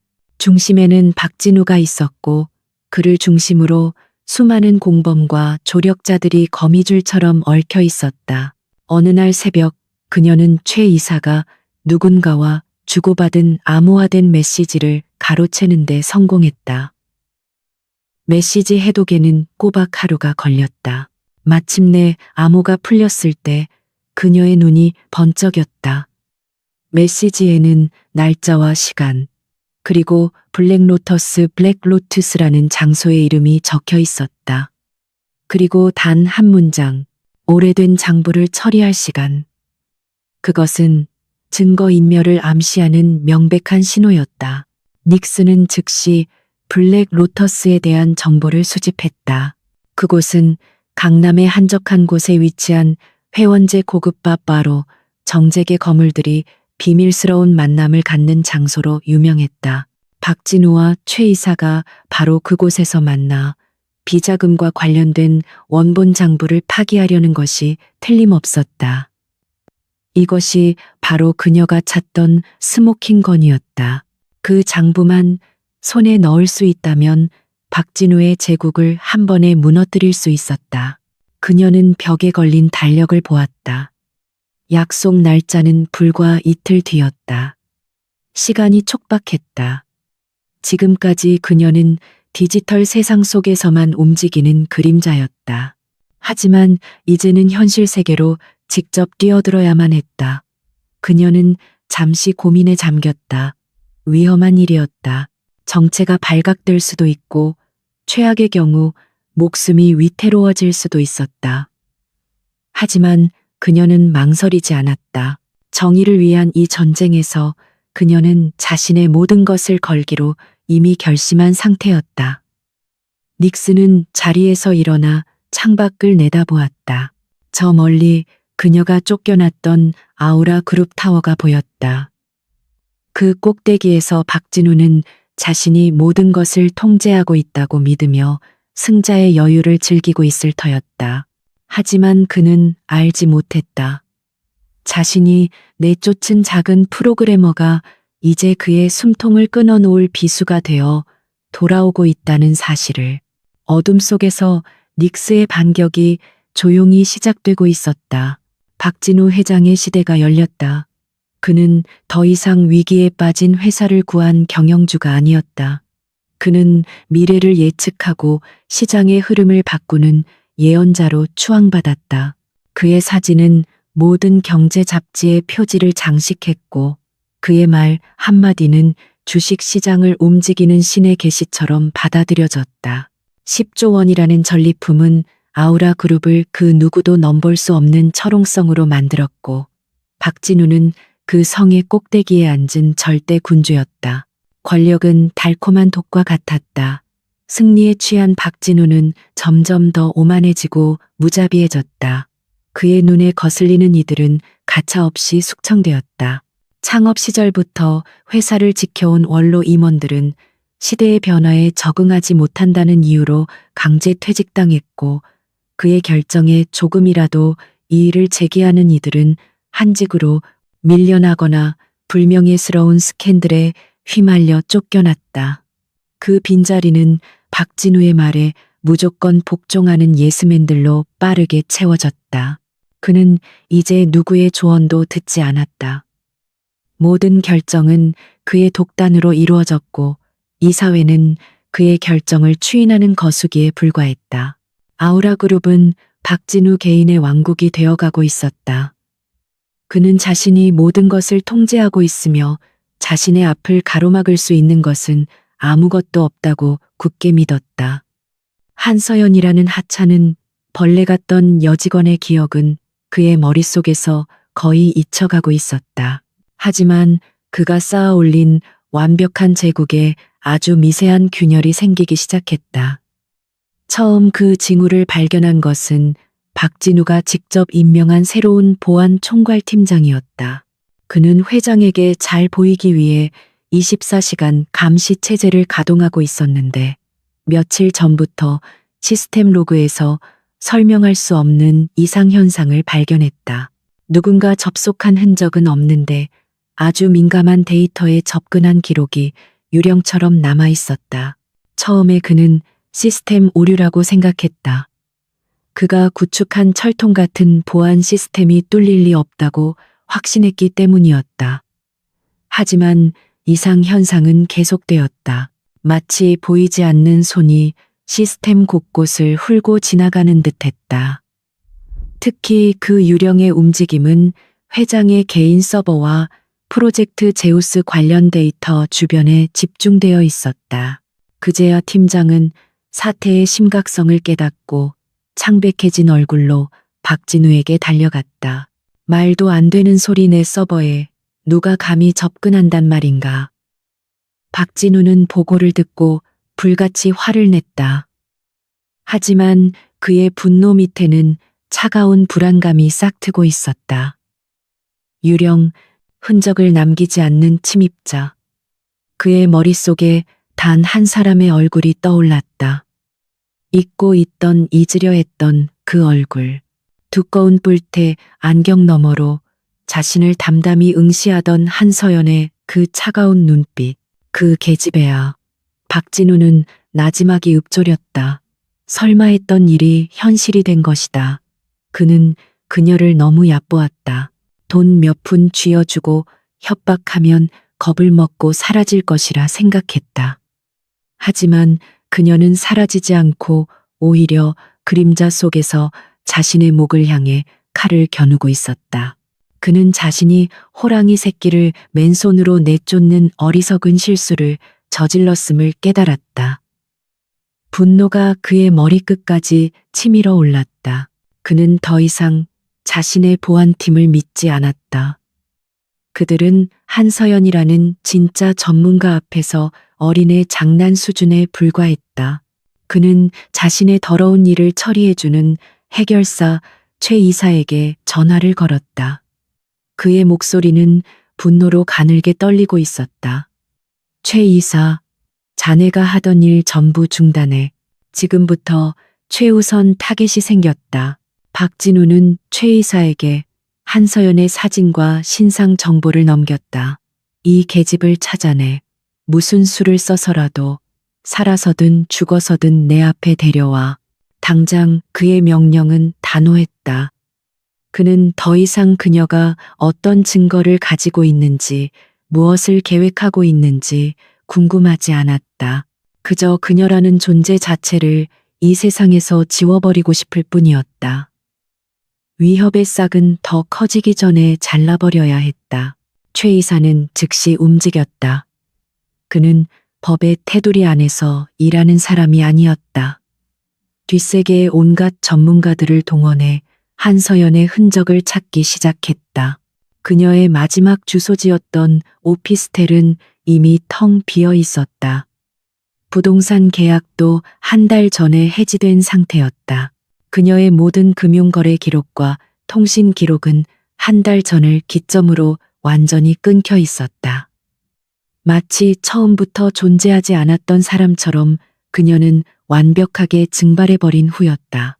최 이사의 부하들은 그녀의 옛 직장 동료들을 탐문하고 학교 기록까지 뒤지며 그녀의 과거를 샅샅이 훑었다. 하지만 그들이 얻은 정보는 조용하고 눈에 띄지 않던 평범한 사람이라는 것뿐이었다. 그녀의 진짜 모습을 아는 사람은 아무도 없었다. 최 이사는 그녀가 보통 내기가 아니라는 것을 직감했다. 이것은 단순한 숨바꼭질이 아니었다. 전문가와 전문가에 보이지 않는 수싸움이었다. 한편 자신의 요새에 숨어 있던 닉스는 바깥 세상의 움직임을 전혀 눈치채지 못하고 있었다. 그녀의 모든 신경은 이틀 앞으로 다가온 블랙 로터스 작전에 집중되어 있었다. 그녀는 바의 내부 구조 보안 시스템, 그리고 박진우와 최 이사의 예상 동선까지 파악하며 완벽한 침투 계획을 세우고 있었다. 이번 작전은 그녀의 해킹 능력뿐만 아니라 현실 세계에서의 대담함과 임기응변 능력까지 시험하는 무대가 될 것이었다. 계획의 마지막 단계를 점검하던 중 그녀는 자신의 보안 시스템에서 아주 미세한 경고 신호를 발견했다. 외부에서 누군가 그녀의 네트워크 방화벽을 아주 조심스럽게 두드려 보고 있는 흔적이었다. 그것은 대놓고 공격하는 방식이 아니라 마치 의사가 청진기로 환자의 몸 상태를 살피듯 시스템의 약점을 탐색하는 고도의 기술이었다. 그녀의 심장이 차갑게 내려앉았다. 그녀는 즉시 역추적에 들어갔다. 상대는 꼬리를 잡히지 않기 위해 여러 개의 프록시 서버를 거치고 있었지만 닉스의 눈을 속일 수는 없었다. 그녀는 추적을 계속했고 마침내 그 신호의 발신지가 아우라 그룹의 보안팀이 아닌 전혀 다른 곳이라는 사실을 알아냈다. 그것은 강남의 한 흥신소에서 사용하는 사설 서버였다. 박진우가 자신을 잡기 위해 뒷세계의 해결사를 고용한 것이 분명했다. 상황이 바뀌었다. 이제 그녀는 사냥꾼인 동시에 사냥감이 되었다. 박진우는 그녀의 존재를 눈치챘고 이제 전력을 다해 그녀를 추적하고 있었다. 그녀의 은신처가 발각되는 것은 시간 문제일지도 몰랐다. 블랙 로터스 작전을 포기하고 더 깊은 곳으로 숨어야 할까 잠시 고민했지만 그녀는 이내 고개를 저었다. 이것은 오히려 기회일 수 있었다. 적이 자신을 찾느라 정신이 팔린 사이 자신은 적의 심장을 찌를 수 있었다. 닉스의 눈빛이 더욱 날카로워졌다. 그녀는 자신을 향해 뻗어오는 추적의 손길을 비웃듯 가짜 흔적들을 인터넷 공간에 흘려보내 그들을 교란하기 시작했다. 동시에 그녀는 블랙 로터스 작전을 예정대로 강행하기로 결심했다. 이제 이 싸움은 단순히 증거를 확보하는 것을 넘어 자신을 제거하려는 자들과의 목숨을 건 대결이 되었다. 그녀는 책상 서랍 깊숙한 곳에서 작은 USB 하나를 꺼내 목에 걸었다. 그 안에는 만일의 사태에 대비한 보험이 들어 있었다. 그녀가 잘못될 경우 박진우의 모든 비리가 세상에 자동으로 공개되도록 설정된 데드맨 스위치였다. 이제 그녀는 더 이상 잃을 것이 없었다. 등 뒤에서는 사냥개들이 맹렬히 쫓아오고 있었고 눈앞에는 적의 소굴이 있었다. 피할 곳은 없었다. 오직 뚫고 나아갈 뿐이었다. 자신을 향해 뻗어오는 추적의 그림자는 닉스에게 두려움 대신 냉철한 현실 인식을 안겨주었다. 그녀는 디지털 세계의 신이었지만 현실 세계에서는 이름 없는 도망자에 불과했다. 박진우는 돈과 권력, 그리고 법의 경계를 넘나드는 하수인들을 거느리고 있었다. 그녀가 아무리 완벽한 증거를 손에 넣는다 해도 그것을 세상에 드러내고 법의 심판대에 세우기까지의 과정은 험난할 것이 분명했다. 혼자서는 이길 수 없는 싸움이었다. 그녀에게는 동맹이 필요했다. 박진우의 제국을 내부에서부터 뒤흔들 수 있는 그의 위선과 탐욕을 누구보다 잘 아는 사람이 필요했다. 닉스는 다시 프로젝트 제우스의 파일 속으로 파고들었다. 이번에는 적이 아닌 아군을 찾기 위해서였다. 수많은 이름과 사건 기록 속에서 그녀의 시선이 한 파일에 머물렀다. 오상식 전 재무본부장, 횡령 및 배임 혐의로 해임. 기록은 간결했지만 그 이면에 숨겨진 진실은 추악했다. 오상식은 아우라 그룹 내에서도 가장 강직하고 유능하기로 소문난 인물이었다. 그는 박진우의 비자금 조성 시도를 가장 먼저 인지하고 내부 감사를 주장했던 사람이었다. 박진우는 그런 그를 제거하기 위해 정교한 함정을 팠다. 그에게 누명을 씌워 불명예스럽게 쫓아냈고 언론을 통해 그의 명성을 하루아침에 나락으로 떨어뜨렸다. 닉스는 오상식이야말로 자신이 찾던 사람이라고 확신했다. 그는 박진우의 범죄를 입증할 내부 구조와 회계 지식을 가지고 있었고 무엇보다 명예를 되찾고 정의를 실현하려는 강한 동기를 품고 있을 터였다. 문제는 어떻게 그에게 접근하느냐였다. 이미 세상의 모든 것을 의심하게 된 그에게 정체불명의 해커가 내미는 손을 씨잡아줄 리 만무했다. 신뢰를 얻기 위한 열쇠가 필요했다. 닉스는 오상식이 해임될 당시 박진우가 증거로 조작했던 회계 장부의 원본을 찾아냈다. 그리고 그 안에 박진우가 직접 서명한 이중 장부의 흔적을 발견했다. 그것은 오직 박진우와 그 사건을 조작한 극소수의 인물만이 알 수 있는 결정적인 증거였다. 그녀는 이 증거의 일부를 캡처하여 암호화된 이메일에 첨부했다. 그리고 당신의 무죄를 증명할 수 있는 열쇠라는 제목으로 오상식의 개인 이메일로 발송했다. 한편 서울 변두리의 작은 서점. 한때 대한민국 최고의 재무 전문가로 불렸던 오상식은 이제 낡은 책 먼지 속에서 하루하루를 보내고 있었다. 세상으로부터 잊혀진 그는 모든 것을 포기한 채 살아가고 있었다. 그러던 어느 날 그는 한 통의 낯선 이메일을 받았다. 스팸이라 생각하고 지우려던 순간 그의 눈이 첨부된 이미지 파일에 고정되었다. 그것은 그의 인생을 송두리째 망가뜨렸던 악몽과도 같은 그 회계 장부였다. 오상식의 손이 떨리기 시작했다. 이미지 속에는 그가 결코 본 적 없던 박진우의 친필 서명이 선명하게 남아 있었다. 누군가 자신이 억울한 누명을 썼다는 진실을 알고 있다는 것. 그리고 그것을 증명할 증거를 가지고 있다는 사실에 그의 멈췄던 심장이 다시 뛰기 시작했다. 이메일 본문에는 단 한 줄의 문장과 함께 시간과 장소가 적혀 있었다. 진실을 원한다면 혼자 오시오. 약속 장소는 인적 드문 한강의 한 공원이었다. 약속 시간이 되자 오상식은 초조하게 주위를 둘러보며 약속 상대를 기다렸다. 그때 그의 등 뒤 벤치에 앉아 있던 한 젊은 여성이 조용히 입을 열었다. 오상식 본부장님. 목소리는 변조되어 기계음처럼 들렸지만 그를 부르는 호칭은 분명했다. 오상식은 경계하며 그녀를 돌아보았다. 그녀는 모자와 마스크로 얼굴을 가리고 있어 신원을 파악할 수 없었다. 누구신지. 오상식의 목소리에는 불신이 가득했다.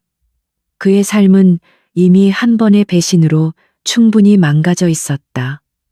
그는 더 이상 누구도 믿지 않았다. 저는 당신의 적이 아닙니다. 오히려 우리는 같은 적을 가지고 있죠. 닉스는 자신의 노트북을 열어 그에게 화면을 보여주었다. 화면에는 박진우의 비자금 흐름을 정리한 거대한 관계도가 펼쳐져 있었다. 오상식의 눈이 커졌다. 그것은 그가 수년간 의심했지만 결코 실체를 파악할 수 없었던 아우라 그룹 내부의 검은 돈 흐름, 바로 프로젝트 제우스의 전모였다. 그는 화면에서 눈을 떼지 못했다. 이걸 어떻게, 당신은 대체. 그는 말을 잇지 못했다. 눈앞에 익명의 존재가 가진 정보력은 그의 상상을 초월하는 수준이었다. 저는 닉스라고 합니다. 박진우 회장이 가장 두려워하는 유령이죠. 닉스는 담담하게 말했다. 저는 박진우의 디지털 제국을 무너뜨릴 수 있는 무기를 가지고 있습니다. 하지만 이 전쟁에서 이기기 위해서는 그의 아날로그 세계를 꿰뚫어 볼 수 있는 본부장님의 지식과 경험이 필요합니다. 그녀는 자신의 정체를 밝히지 않은 채 오직 공동의 목표만을 제시했다. 오상식은 깊은 고뇌에 빠졌다. 이것은 위험한 제안이었다. 정체불명의 해커와 손을 잡고 거대 권력에 맞선다는 것은 목숨을 거는 일이었다. 하지만 그의 마음속에서는 이미 꺼져가던 정의감의 불씨가 다시 타오르고 있었다. 자신의 무너진 명예를 되찾고 자신을 나락으로 떨어뜨린 거대한 악을 심판할 수 있는 마지막 기회일지도 몰랐다. 내가 뭘 하면 되겠소? 한참의 침묵 끝에 오상식이 결심한 듯 입을 열었다. 그의 눈에는 과거의 총기와 결단력이 되살아나 있었다. 닉스는 그의 대답을 예상했다는 듯 블랙 로터스에 대한 정보를 화면에 띄웠다. 이틀 뒤 박진우와 최 이사가 이곳에서 비자금 원본 장부를 파기할 겁니다. 저는 그 장부를 탈취할 계획입니다. 오상식은 블랙 로터스의 내부 평면도를 보자마자 고개를 저었다. 이 도면은 가짜요. 블랙 로터스는 단순한 바가 아니오. VVIP들을 위한 비밀 금고가 숨겨져 있지. 진짜 장부는 아마 그곳에 있을 거요. 그는 닉스가 해킹으로도 알아낼 수 없었던 오직 내부자만이 알 수 있는 비밀을 털어놓았다. 그는 기억을 더듬어 비밀 금고의 위치와 보안 시스템의 특징을 종이 위에 그리기 시작했다. 닉스는 오상식이 그려주는 약도를 보며 자신의 계획을 수정했다. 디지털 세계의 지도와 아날로그 세계의 지도가 합쳐지자 비로소 완벽한 침투 경로가 그려졌다. 해커의 기술과 재무 전문가의 지식. 전혀 다른 두 세계의 전문가가 만나 마침내 무적의 연대가 결성되는 순간이었다. 성공한다면 박진우를 법정에 세울 수 있습니다. 실패한다면 우리는 함께 사라지게 되겠죠. 닉스가 말했다. 어차피 한 번 죽었던 목숨이요. 두려울 것 없소. 오상식이 단호하게 대답했다. 그의 얼굴에는 더 이상 패배자의 그늘이 보이지 않았다. 복수와 정의를 향한 불꽃이 그의 눈에서 이글거리고 있었다. 두 사람은 서로의 얼굴도 이름도 모른 채 오직 공동의 목표를 위해 의기투합했다. 어둠 속에서 외로운 늑대였던 닉스는 마침내 자신의 등을 맡길 수 있는 든든한 동료를 얻었다. 거대한 제국을 무너뜨리기 위한 불가능한 동맹은 그렇게 조용히 시작되고 있었다. 결전의 날이 밝았다. 닉스의 오피스텔과 오상식의 낡은 서점은 보이지 않는 통신선으로 연결되어 거대한 제국을 무너뜨리기 위한 연합 작전본부가 되었다. 그들의 목표는 단 하나, 오늘 밤 블랙 로터스의 비밀 금고에 잠들어 있는 박진우의 원죄, 그 자체인 비밀 장부를 손에 넣는 것이었다. 실패는 곧 죽음을 의미하는 돌아올 수 없는 다리를 건너는 작전이었다. 닉스는 더 이상 어둠 속에 숨어 있는 해커가 아니었다. 그녀는 현실 세계의 전장으로 직접 뛰어들어야 했다. 그녀는 평소의 무채색 옷을 벗고 블랙 로터스의 고급스러운 분위기에 어울리는 세련된 검은색 원피스로 갈아입었다. 짙은 화장으로 얼굴의 인상을 바꾸고 두꺼운 뿔테, 안경 대신 콘택트 렌즈를 착용하자 거울 속에는 누구도 한서연을 떠올릴 수 없는 낯선 여인이 서 있었다.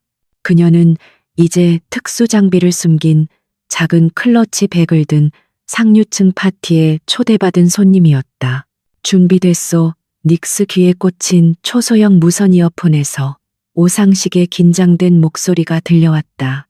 그는 자신의 서점 지하에서 블랙 로터스 주변의 모든 CCTV와 교통 정보를 실시간으로 분석하며 그녀의 눈과 귀가 되어줄 터였다. 당신이 내부에 진입하는 순간부터 우리는 완벽한 사각지대에 놓이게 됩니다. 조심하십시오. 닉스는 그의 말에 짧게 고개를 끄덕이며 차가운 밤 공기 속으로 발을 내디뎠다. 블랙 로터스의 내부는 예상대로 화려하고 은밀했다. 부드러운 재즈 선율과 나지막한 웃음소리, 값비싼 와인 향이 뒤섞여 현실과는 다른 세계를 만들어내고 있었다. 닉스는 오상식이 알려준 대로 눈에 띄지 않게 바의 가장자리로 움직였다. 그녀의 눈은 주변을 빠르게 스캔하며 내부 구조와 보안 요원들의 위치를 머릿속에 입력했다. 그녀의 심장은 차갑게 뛰고 있었지만 겉으로는 조금의 긴장도 내비치지 않았다. 작전의 첫 번째 단계는 블랙 로터스의 로컬 보안 네트워크에 물리적으로 접속하는 것이었다. 오상식의 정보에 따르면 가장 취약한 지점은 VVIP 룸으로 이어지는 복도 끝에 있는 통신 단자함이었다. 그녀는 자연스럽게 칵테일을 주문하고 화장실을 가는 척하며 목표 지점으로 향했다. 복도는 예상보다 조용했고 CCTV의 감시 각도에도 미세한 사각지대가 존재했다. 모든 것이 계획대로였다. 그녀는 단자함 앞에 서서 클러치백에서 손바닥만한 해킹 장비를 꺼냈다. 장비를 연결하자 그녀의 손목에 찬 스마트워치 화면에 블랙 로터스의 내부망 구조가 펼쳐졌다. 지금부터는 시간과의 싸움이었다. 그녀는 먼저 보안 시스템의 관리자 권한을 탈취하기 시작했다.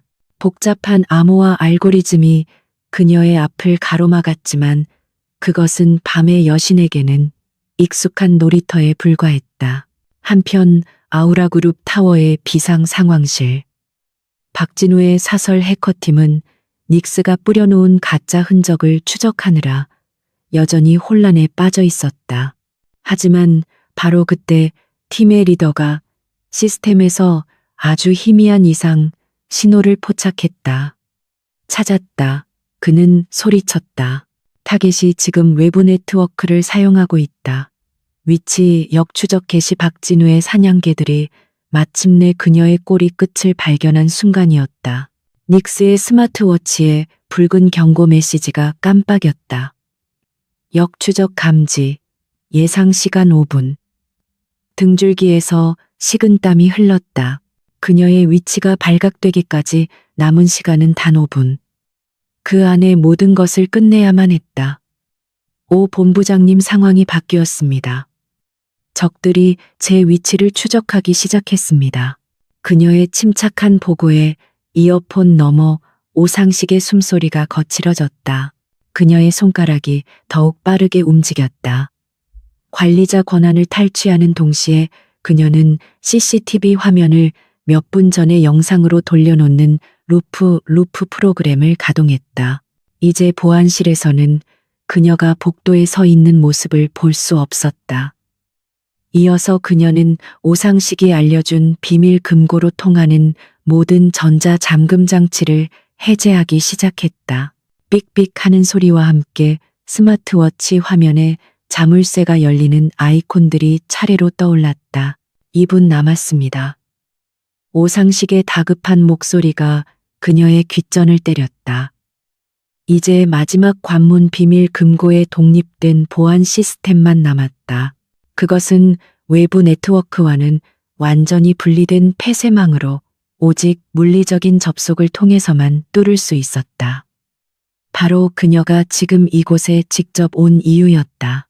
그녀는 마지막 남은 모든 처리 능력을 집중하여 금고 서버의 방화벽을 향한 마지막 공격을 감행했다. 마침내 ACCSS 그랜테드라는 녹색 메시지가 화면에 떠올랐다. 성공이었다.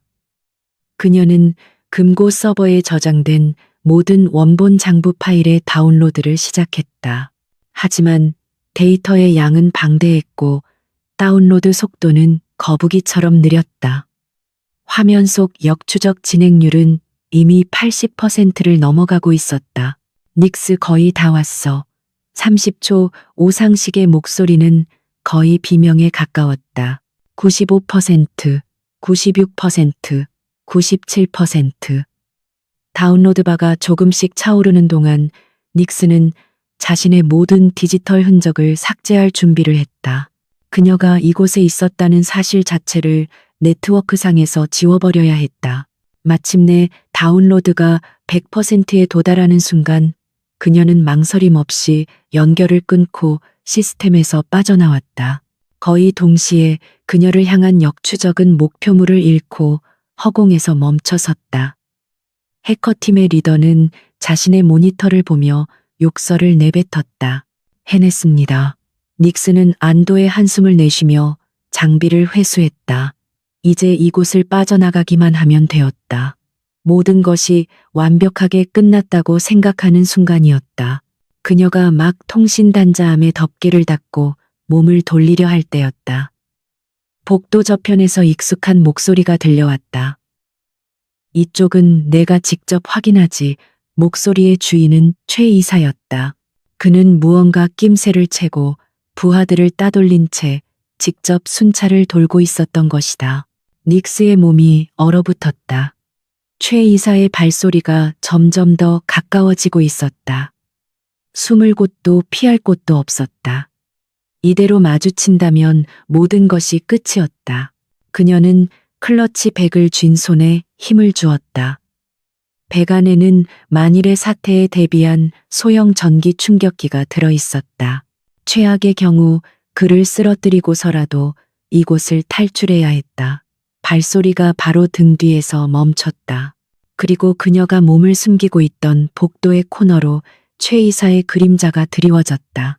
최 이사의 그림자가 복도 코너를 완전히 감싸는 순간 닉스의 머릿속은 초고속 컴퓨터처럼 회전했다. 물리적인 충돌은 최악의 선택이었다. 그녀는 즉시 귀에 꽂힌 이어폰을 통해 오상식에게 초단기 명령을 내렸다. 플랜 B 지금 당장. 그와 동시에 그녀는 클러치백에서 작은 만년필을 꺼내 쥐었다. 그것은 위장된 소형 음성 변조기이자 주변의 모든 전자기기를 교란시키는 EMP 발생기였다.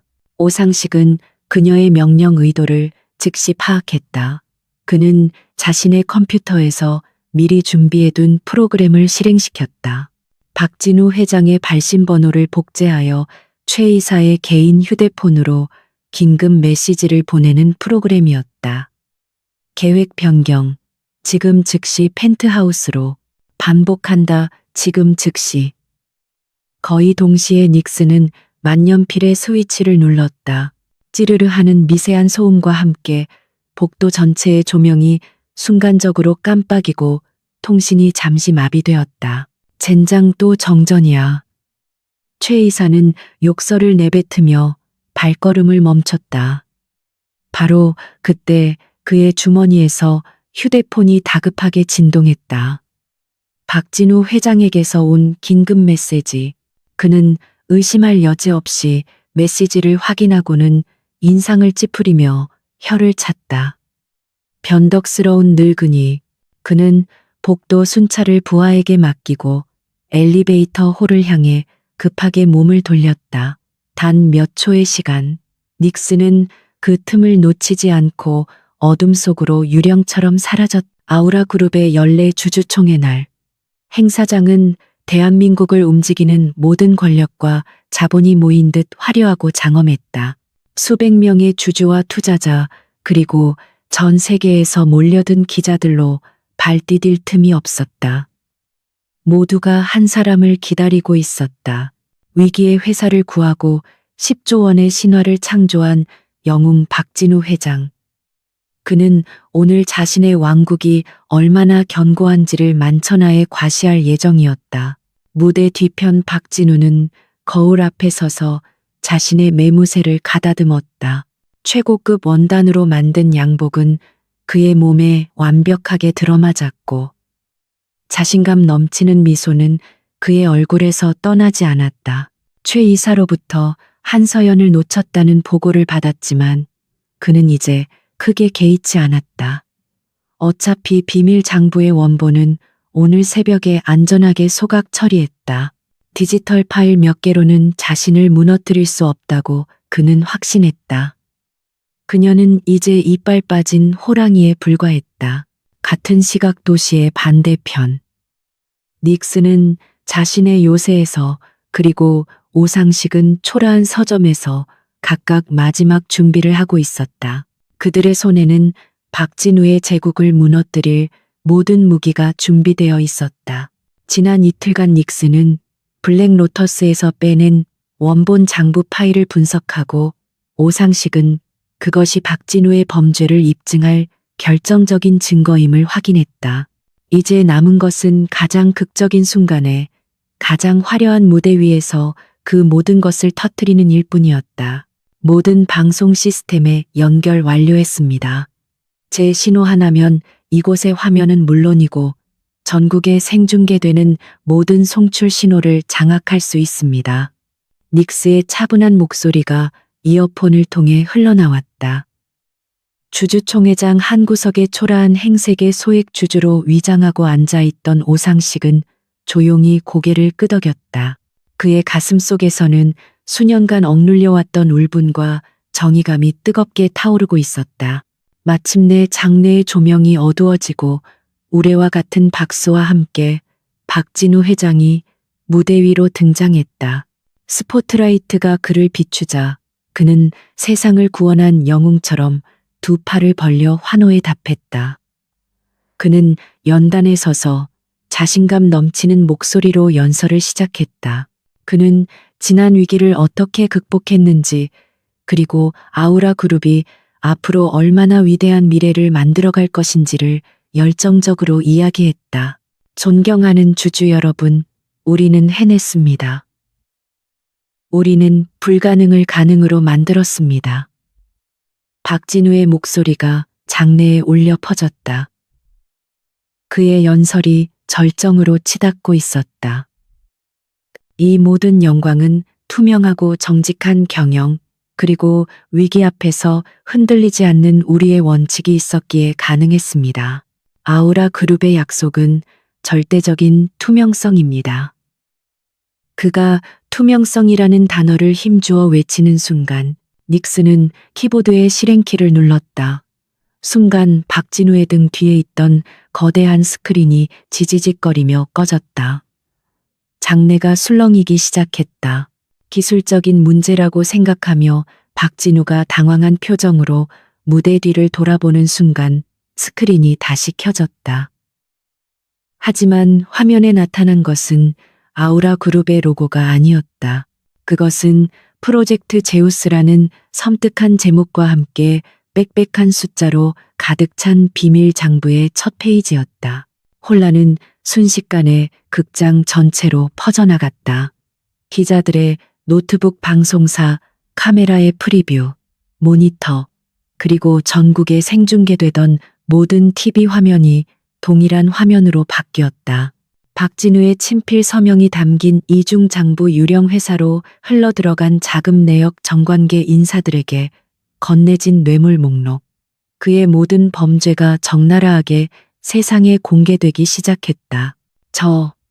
저건 조작이야. 음해야 박진우는 미친 사람처럼 소리쳤다. 하지만 그의 외침은 곧이어 스크린에서 흘러나오는 자신의 목소리에 묻혀버렸다.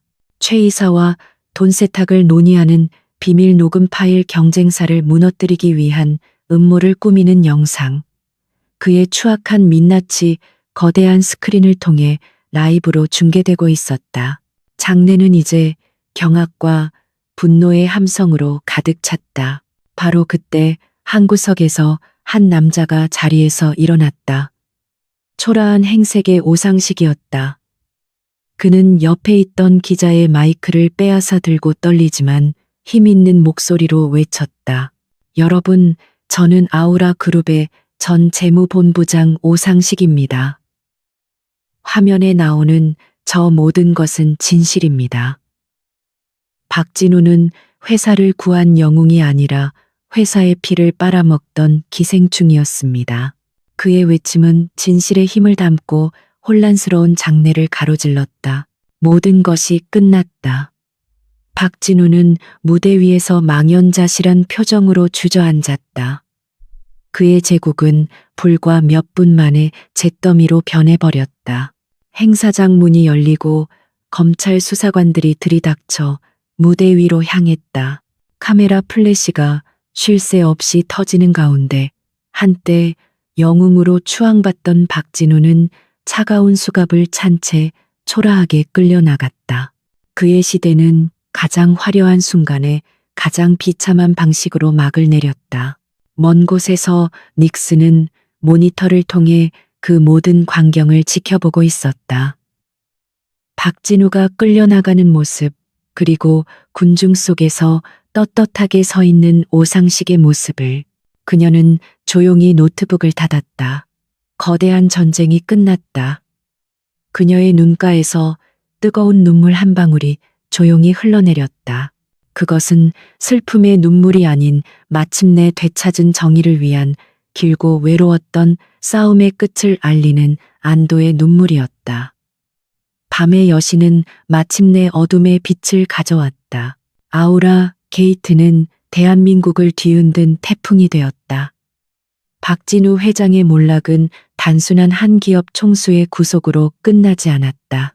그가 남긴 비밀 장부는 정재계를 아우르는 거대한 부패의 사슬을 드러내는 판도라의 상자였다. 수십 명의 유력 정치인과 고위 공무원들이 줄줄이 소환되었고 아우라 그룹의 주가는 폭락했으며 대한민국 경제 전체가 휘청거렸다. 폭풍의 중심에서 오상식은 등대처럼 굳건히 섰다. 그는 검찰 조사에 성실히 임하며 박진우의 모든 범죄를 낱낱이 증언했다. 그의 명예는 완전히 회복되었고 그는 이제 부패에 맞서 싸운 영웅이자 내부 고발자로 대중의 존경을 받았다. 아우라 그룹의 비상대책위원회는 그에게 회사의 정상화를 이끌어 달라며 임시 회장직을 제안했고 그는 고심 끝에 그 제안을 받아들였다. 회장실에 앉은 오상식은 만감이 교차했다. 그는 창밖으로 보이는 서울의 풍경을 바라보며 이 모든 것을 가능하게 해준 그림자 속의 동맹 닉스를 떠올렸다. 그는 그녀의 진짜 이름도 얼굴도 알지 못했다. 그녀가 어디서 무엇을 하고 있는지도 알 수 없었다. 그는 닉스가 마지막으로 사용했던 암호화된 이메일 주소로 아주 짧은 메시지를 보냈다. 고맙소. 당신이 누구든 당신 덕분에 정의가 살아있음을 믿게 되었소. 답장은 오지 않았다. 한편 한서연은 도시의 소음 속으로 다시 스며들었다. 그녀는 작은 카페에 앉아 노트북으로 자신과 오상식이 만들어낸 거대한 태풍의 결과를 지켜보고 있었다. 텔레비전에서는 오상식이 아우라 그룹의 새로운 비전을 발표하고 있었고 신문 일면에는 박진우의 초라한 수의복 차림 사진이 실려 있었다. 모든 것이 제자리를 찾아가고 있었다. 그녀의 전쟁은 마침내 끝이 났다. 오피스텔로 돌아온 그녀는 지난 몇 달간 자신의 요새가 되어 주었던 모든 장비를 해체하기 시작했다. 서버의 하드디스크는 복구 불가능하도록 완벽하게 파기했고 모니터와 컴퓨터들은 중고시장에 팔기 위해 포장했다. 그녀의 흔적은 온라인과 오프라인 양쪽에서 깨끗하게 지워지고 있었다. 밤의 여신 닉스는 이제 다시 깊은 잠에 들 시간이었다. 한서연이라는 평범한 개인의 삶으로 돌아가야 했다. 하지만 그녀는 알고 있었다. 이전과 같은 삶으로 돌아갈 수는 없다는 것을. 너무 많은 것을 보고 너무 많은 것을 겪었다. 시스템의 어두운 이면을 들여다본 이상 다시 평범한 프로그래머로 살아갈 수는 없었다. 그녀의 재능은 축복이자 저주가 되어 그녀의 삶을 영원히 바꿔놓았다. 앞으로 무엇을 해야 할까? 목적을 잃은 그녀의 마음속에는 성취감과 함께 공허함이 밀려왔다. 그러던 어느 날 그녀에게 한 통의 메시지가 도착했다. 그 어떤 방화벽으로도 막을 수 없는 오직 그녀만이 사용하는 극비 보안 채널을 통해 들어온 메시지였다. 발신자는 알 수 없었다. 메시지는 간결했다. 당신의 재능을 더 큰 세상을 위해 사용하고 싶지 않으십니까? 우리는 당신의 적이 아닙니다. 내일 오후 2시 남산의 한 찻집에서 기다리겠습니다. 한서연의 심장이 다시 뛰기 시작했다. 자신의 존재를 알고 있는 또 다른 누군가. 박진우의 잔당일까 아니면 제3의 세력일까 위험한 함정일 수도 있었다. 하지만 그녀의 마음속에서는 호기심과 함께 알 수 없는 기대감이 피어올랐다. 그녀는 약속 장소에 나가기로 결심했다. 더 이상 어둠 속에 숨어 지내고 싶지 않았다. 다음 날 약속 장소인 고즈넉한 찻집. 그녀의 맞은편에는 중년의 한 남성이 조용히 차를 마시고 있었다. 그는 평범한 회사원처럼 보였지만 그의 눈빛은 모든 것을 꿰뚫어 보는 듯 깊고 예리했다. 그는 자신을 국가정보원 사이버 안보팀 소속이라고 소개했다. 한서연 씨, 아니, 닉스라고 불러드리는 게 더 편하겠군요. 그의 말에 한서연은 놀라지 않았다. 올 것이 왔다고 생각했다. 당신이 한 일을 모두 알고 있습니다. 법적으로 따지자면 당신의 행동은 대부분 불법 해킹에 해당하죠. 남자가 차분하게 말했다. 하지만 우리는 당신을 처벌하기 위해 온 것이 아닙니다. 당신을 스카우트하기 위해 왔습니다. 그는 서류 가방에서 태블릿 PC를 꺼내 그녀에게 보여주었다. 화면에는 전 세계를 무대로 암약하는 국제 해커 조직 사이버 테러리스트, 그리고 국가 단위의 사이버 전쟁에 대한 기밀 보고서가 담겨 있었다. 박진우는 거대한 악이었지만 세상에는 그보다 더 위험하고 거대한 괴물들이 존재합니다. 우리는 보이지 않는 곳에서 그들과 싸우고 있습니다. 하지만 우리에겐 당신과 같은 결정적인 무기가 부족합니다. 남자는 진심 어린 눈빛으로 그녀를 바라보았다. 우리와 함께 해주십시오. 당신의 힘을 개인적인 복수가 아닌 나라와 국민을 지키는 데 사용해 주십시오. 우리는 당신에게 합법적인 권한과 최첨단 지원을 약속하겠습니다. 그것은 그녀가 상상조차 해본 적 없는 제안이었다. 어둠 속의 범법자에서 빛을 지키는 수호자로 그녀는 잠시 창밖을 바라보았다. 평화로운 도시의 풍경, 저 평화를 위협하는 보이지 않는 전쟁이 지금 이 순간에도 벌어지고 있었다. 그녀는 자신의 싸움이 아직 끝나지 않았음을 깨달았다. 박진우를 쓰러뜨린 것은 단지 시작에 불과했다. 한서연은 다시 남자를 바라보았다. 그녀의 눈에는 더 이상 방황이나 공허함이 없었다. 자신의 재능을 어디에 어떻게 써야 할지 마침내 그 길을 찾은 사람의 맑고 단단한 눈빛만이 존재했다. 제가 무엇을 하면 되겠습니까? 그녀의 대답에 남자의 얼굴에 희미한 미소가 떠올랐다. 몇 달 후 국가정보원 지하 깊숙한 곳에 위치한 사이버 안보 상황실. 수십 명의 최고 엘리트 요원들이 거대한 스크린 앞에서 분주하게 움직이고 있었다. 스크린에는 정체불명의 해커 조직이 국내 원자력 발전소 시스템에 침투를 시도하고 있다는 긴급 경보가 떠 있었다. 모두가 긴장한 채 해결책을 찾지 못하고 있을 때 상황실 가장 안쪽 자리에 앉아 있던 한 여성이 조용히 키보드에 손을 얹었다. 그녀는 더 이상 뿔테 안경을 쓰지도 무채색의 옷을 입지도 않았다. 하지만 모니터의 불빛에 비친 그녀의 날카로운 눈빛은 밤의 여신 닉스 바로 그녀였다. 그녀의 손가락이 춤을 추기 시작하자 복잡하게 얽혀있던 적의 공격 루트가 거짓말처럼 해체되기 시작했다. 그녀는 이제 혼자가 아니었다. 그녀는 국가라는 이름 아래 더 큰 정의를 위해 싸우는 가장 날카로운 창이 되었다. 그녀의 새로운 길은 이제 막 시작되고 있었다.